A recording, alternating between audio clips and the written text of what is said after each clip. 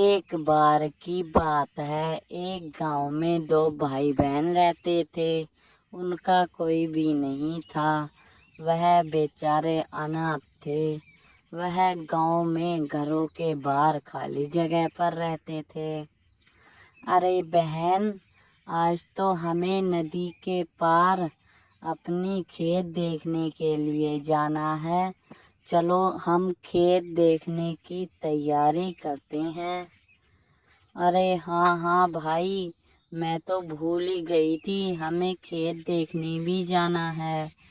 अरे बहन, पर मुसीबत एक है। गांव वाले बता रहे थे इस बार बारिश पड़ने की वजह से अपने खेतों के रास्ते में जो पुल पड़ता है वह बहुत ही ज़्यादा खतरनाक हो रहा है।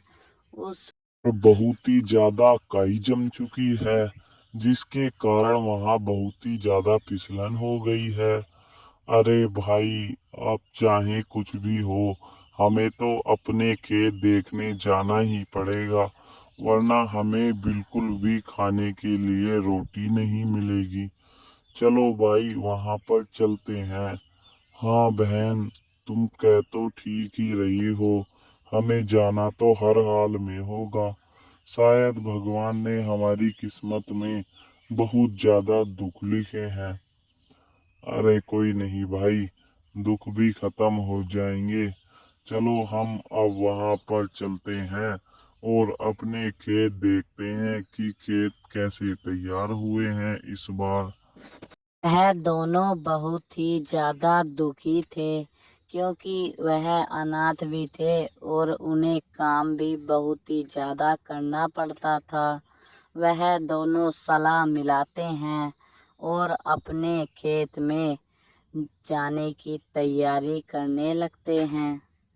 वह अपने खेत में जाने लगते हैं। का गांव भी बहुत ही ज़्यादा बड़ा था।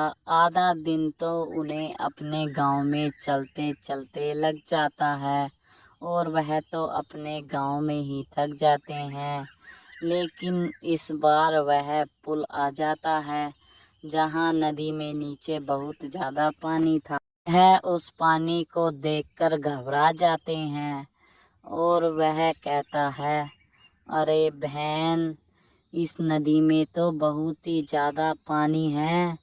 अब हम अपने खेतों में कैसे जाएंगे बहन? अगर हम इस पुल को पार करते हैं तो हमारा नदी में गिरने का भी खतरा बहुत ही ज़्यादा है। अगर हम इस नदी में गिर गए तो हमारे खेत किस काम के रहेंगे?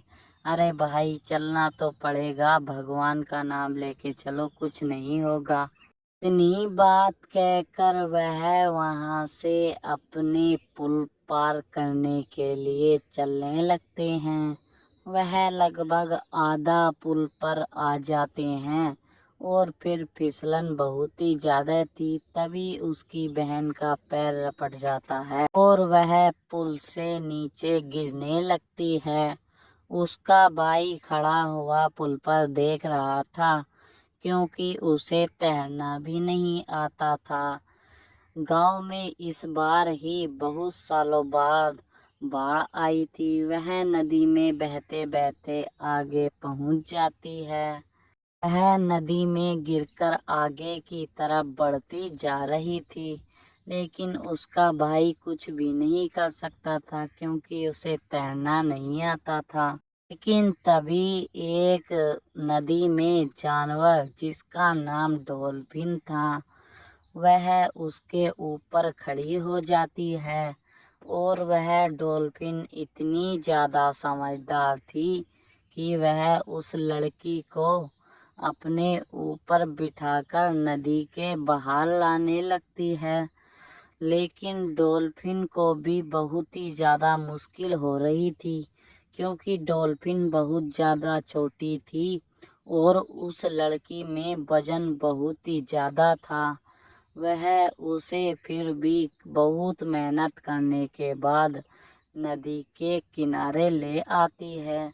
उसका भाई पीछे से जेवड़ी लेने गया था।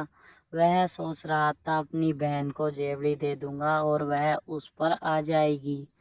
लेकिन जैसे वह आता है और उसकी बहन उससे बताती है कि मेरी जान आज डॉल्फिन ने बचाई है, वह फैसला कर लेते हैं कि हम डॉल्फिन को अपने साथ ले चलेंगे।